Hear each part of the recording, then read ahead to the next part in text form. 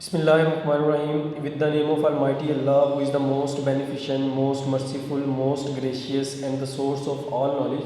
My name is Engineer Zainul Abidin. I would like to warm welcome to all of you by saying the Islamic greetings. Assalamu alaikum wa rahmatullahi wa barakatuh. Hope so you all are safe and sound at your home and must be enjoying your online learning session given by the Talpine schools. So students, I'm your maths teacher and this is the math class for grade 6 and we were dealing with chapter number 7 from Oxford Mathematics book D1 and the chapter name is number sequence and we were dealing with the question number 1.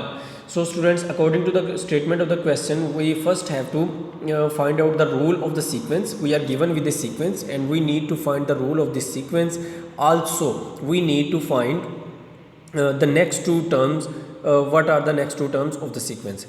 So for this thing, first of all we have written what is the first term, what is the second term, what is the again second term and third term. हमने सबसे पहले इसको define किया.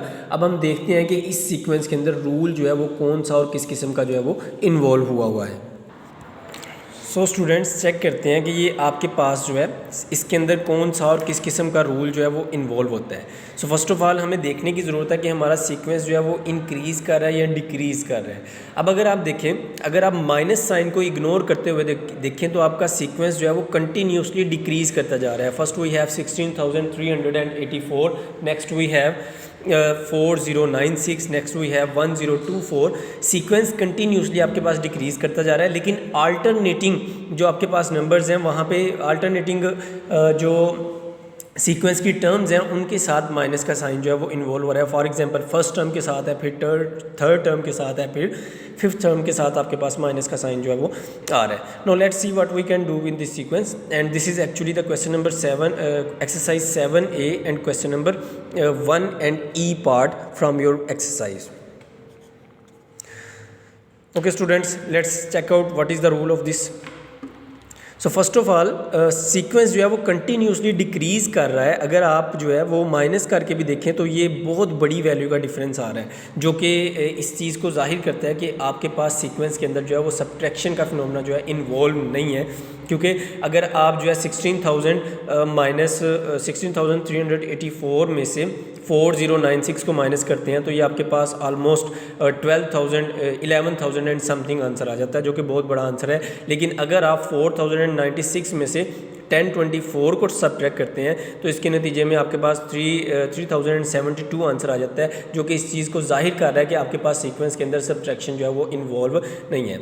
So students, मैंने इसका rule define किया हुआ है इस तरीके से कि अगर आप इस सीक्वेंस को डिवाइड करते हैं, फर्स्ट टर्म को डिवाइड करते हैं -4 के साथ, तो ये माइनस इस माइनस के साथ कैंसिल हो जाएगा और ये 4 जो है इससे कैंसिल होकर 4096 आ जाएगा, जो कि आपके सीक्वेंस की सेकेंड टर्म जो है उसको डिफाइन करती है. Similarly, again we have let's check it out with the second term. We have 4096 divided by -4. तो मैंने आपको ये समझाया हुआ है कि अगर फ्रैक्शन में न्यू डिनोमिनेटर के साथ माइनस का सिंबल आ जाए वो एक्चुअली फ्रैक्शन का सिंबल बन जाता है, इसलिए ये माइनस जो है वो ऊपर आंसर के साथ आ गया. और अगर आप 4096 को कैंसिल कर लें या 4096 को 4 से डिवाइड कर लें तो आपका आंसर जो है वो 1024 आ जाता है या 1024 आपका आंसर आ जाता है. डैट मीन्स इसका जो रूल हम लोग डिफाइन कर रहे हैं वो हमारे पास हमें रूल ये कहता है कि आपने इसको -4 के साथ डिवाइड करना है, जिससे आपके पास सारी की सारी नेक्स्ट टर्म जो है वो आ जाती हैं. फॉर एग्जांपल जब आपने 16,384 को -4 से डिवाइड किया तो नतीजे में आपके पास अगली टर्म आ गई 4096. जब 4096 को आप -4 से डिवाइड करेंगे तो ये आपके पास -1024 आ जाएगा. जब -1024 को आप -4 से डिवाइड करते हैं तो नतीजे में आपके पास 256 आ जाएगा. और जब 256 को आप -4 से डिवाइड करेंगे स्टूडेंट्स तो ये आपके पास -64 आ जाएगा. नेक्स्ट टर्म जो है वो इसकी 5 टर्म्स जो है वो गिवन है. 6 और 7 टर्म जो है वो हमने डिफाइन करनी है. सो 6 और 7 टर्म के लिए हम लोग क्या करेंगे, सबसे पहले जो इसकी फिफ्थ टर्म है -64 उसको हम डिवाइड करेंगे -4 के साथ. ये माइनस इस माइनस से कैंसिल हो जाएगा एंड 4 4 16 हमारा आंसर आ जाएगा. और जैसे ही आप 7th टर्म पे जाएंगे तो आप इस जो 6 टर्म है इसको डिवाइड कर देंगे फर्दर -4 के साथ. सो ये 4 और 16 से कैंसिल कर लें या डिवीजन कर लें, जैसे आपको आसानी आप वैसे कर सकते हैं.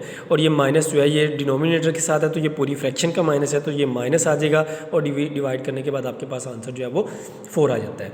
सो students, it is clear to all of you कि आपके पास सीक्वेंस से माइनस नंबर से डिवाइड भी कर सकते हैं, माइनस नंबर से मल्टीप्लाई भी कर सकते हैं, माइनस वाला नंबर ऐड भी कर सकते हैं और माइनस वाला नंबर जो है वो सब्ट्रैक्ट भी कर सकते हैं। हम तमाम की प्रैक्टिस जो है वो अपनी क्लास के अंदर कर चुके हैं। Hope so now it is clear to you what is sequence and how you can deal with the sequence and how you can find the rule of sequence.